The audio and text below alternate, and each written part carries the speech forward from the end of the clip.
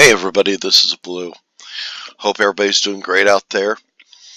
Well, I have been doing a lot of videos, talk about various subjects, um, and everything kind of came together for one massive concept that I've been working on the last few days, and that is the Dark Workers Guild. I did a video recently about Dark Workers because I was curious about them. And what I learned from them, I love the concept. These are people that don't mind getting their hands dirty. They don't shun negativity, they engage it. They try to make the world a better place. And so, and I've also, been upgraded my animation programs, internet, and all that. I even got this nice little headset microphone combination going on. And I have decided that I was going to focus on this project called the Dark Workers Guild. This is a group of pagan witch superheroes that go fight against negativity. This is set forth in an alternative Earth where magic is more powerful than what it is here. The Dark Workers Guild has 6 members at this current time. Um, the 6 members we got, I'm going by using their witch names here first. First one is Celtic Sigil. He's a rune master. Male, his real name is Owen McGow. Number 2 is Mystic Hawk. It's a cleric, female, and her real name for this is Antonia Hernias. Number 3 is Cunning Fox. Is a shaman, female, and her mundane name is Janice Phillips. Number 4 is Earth Bear. He is a paladin, male, and his mundane name is Olag Sudko. Number 5 is Scarlet Scribe. She is a magus, which is a word mage, female, and her real name is Penelope Barker. Number 6 is Night Swan. He is a bard, and excuse me, his real name or mundane name is Kevin Patton. Now, I said in this world, magic is more available. There's more energy, more magical energy involved, and so more people are able to do various levels of magic throughout the world. And this has always been known, and so there are groups that are really against magic. I'll tell you about the alternatives first. Um, they have enemies. They're going to have the 700 Club, the 700 Legion. This is led by Pat Robertson. It's his front with his zealots, and they try to out and destroy all witches that aren't Christian, but secretly uses magic as well.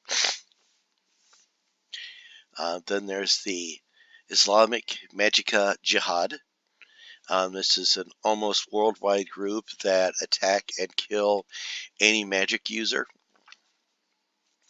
They do public demonstrations, secret stonings of witches. Now, of course, we could not have this be a strictly pagan versus Abrahamic. And because of a certain YouTube group, I also have Witch Patrol.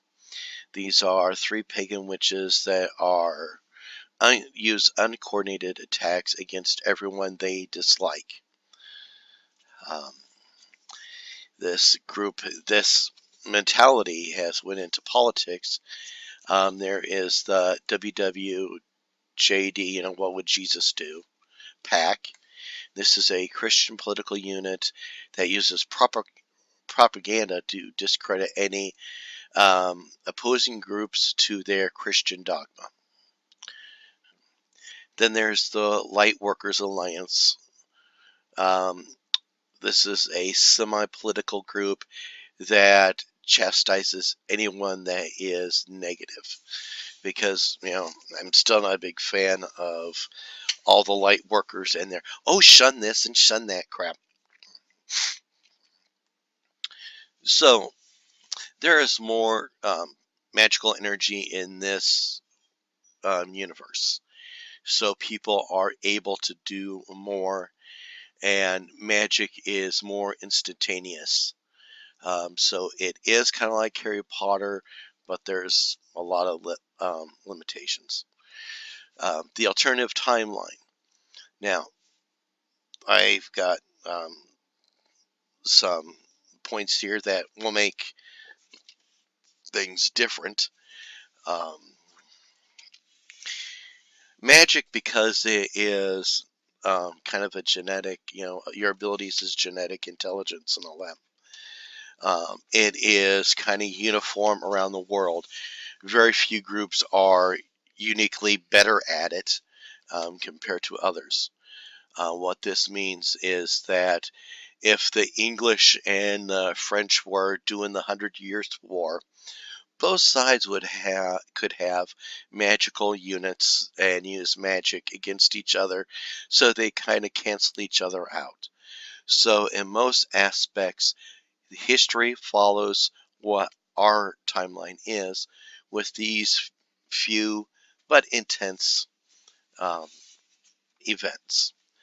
Number one, for the Abrahamic religions, Abraham kills his son for being a witch by God's request. Number two, the Hebrews, the Israelites, they used magic to conquer Judea. You all heard about the walls of Jericho. Well, basically what this is saying is that they marched around the city of Jericho, and they were putting magical curses on the walls, and then when they were ready, they were able to cast the spells, and the walls came tumbling down. So number three, there is a split in the Jewish communities. There are the Kabbalists versus the Talmudists. Basically, there are Jewish groups that were for using magic and Jewish groups that are against using magic. And this leads to number four.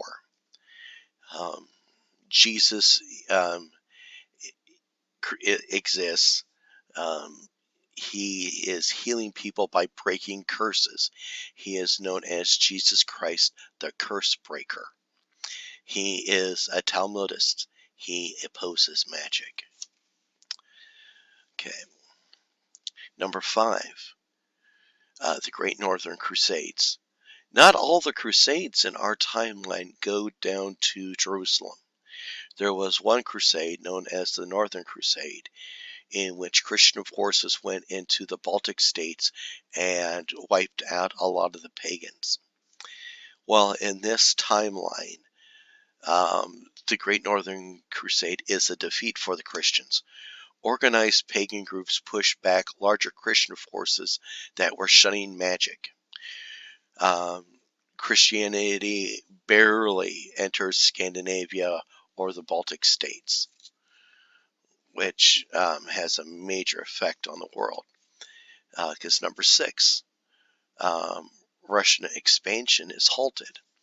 Siberian tribes block Russian forces with weather magic, and thus Alaska is never settled by Russians, so Russia never gets to claim Alaska. It is part of the Native American Free State. 7. Tibet maintains independence. Well, if everybody remembers, Communist China invaded Tibet, and they just basically claimed it. Well, in this timeline, Communist China, lack of magical organization and understanding, left their invading forces running for their lives when they were facing the Tibetan monks that were using magic to defend themselves. Number 8. U.S. only has 45 states. The healing powers of the Native Americans was strong enough to prevent the smallpox and other epidemics from occurring, meaning that more Native Americans could resist the Western advance.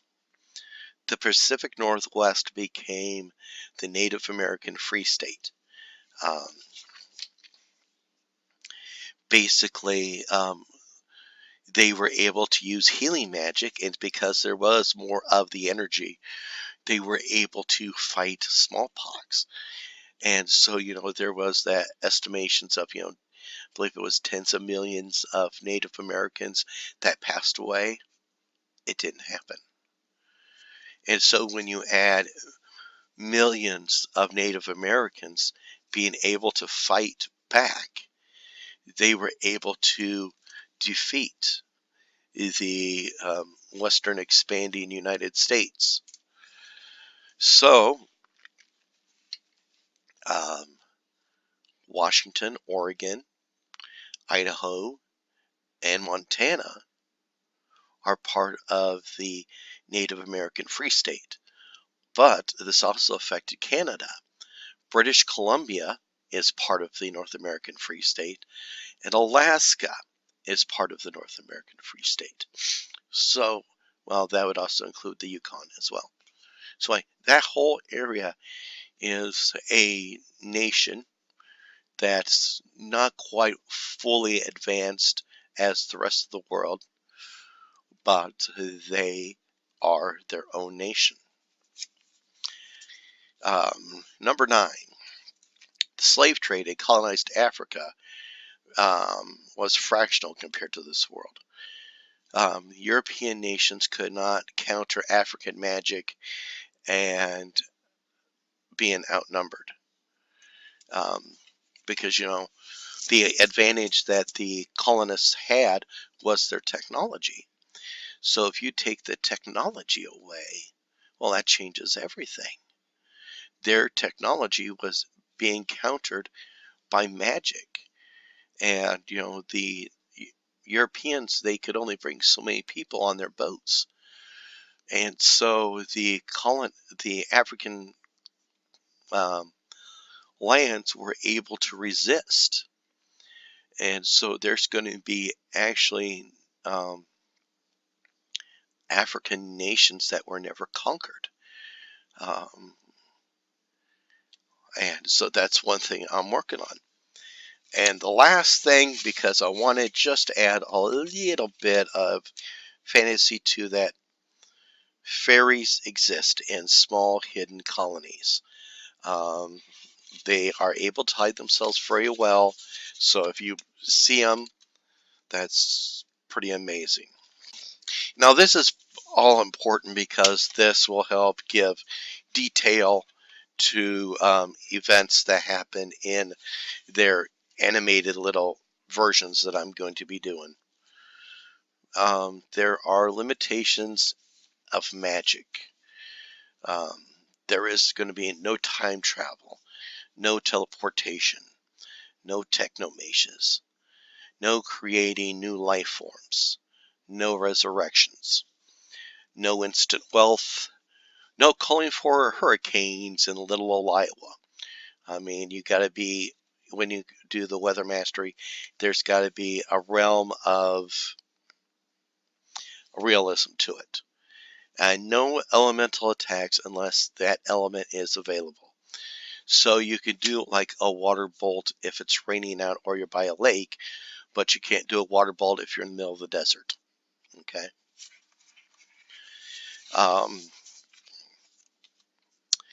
Now, because I think it's important, I created a scale here. They are going to have devices to register a person's potential witch class, meaning their ability to draw energy, because that's what makes everything possible. So there are five classes. Class 0 through 4. 0, you have no ability. Class 4, you're highly gifted. There is 40% of the population is a class 0, which means that 60% of the people have some degree of magic ability. For class 1, it's 30% of the population. Class 2 is 15%. Class 3 is 10%.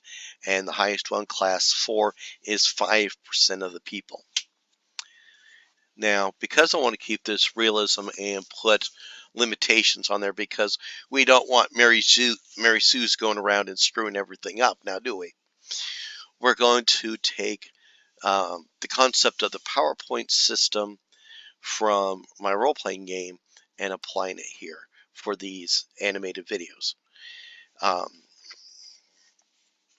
So you take their class and you take it times 10, and that's the number of PowerPoints that they can summon in an hour.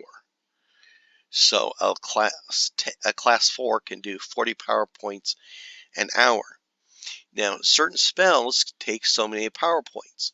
So if you can do 40 PowerPoints an hour, you are able to do, let's see, 40 like level 1 spells, 20 level 2 spells, such and so forth. So that would limit, like the level 1, he could do one really halfway decent powered spell, but then he's done. The other limitation that I have on here is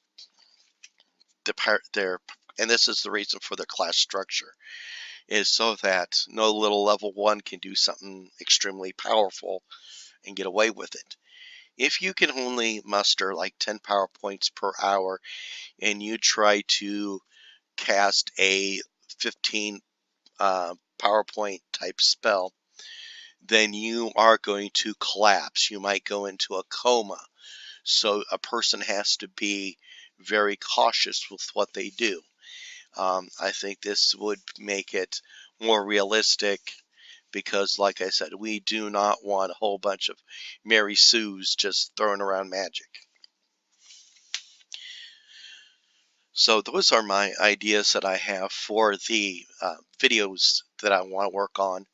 The Dark Workers Guild is going to be a superhero video. I think I'm going to try to get them to be 20 minutes long, in which they will work on various realms of magic and show how they're going to do things. Like the one thing I have in my head for like that I'm going to work on, Sigil does, Sigil magic. He does spell cards. And so we would have a segment of the video where he is shown making a spell card for a possible upcoming event. And so he shows how he's doing it, and they talk about it. So that would show people how some magic can be done and see if they can relate that, transfer that to our real world. So everybody, I hope that this is interesting. I would love to hear your feedback on this, any ideas. I am looking for voice actors for this. What I would be doing is once I'd write a script, if you want to be a voice actor, I would then send the script to you, and all you'd have to do is record it and email it back to me, and then I could splice those in with the animation program, and we can have one heck of a video. So everybody take care, be at peace.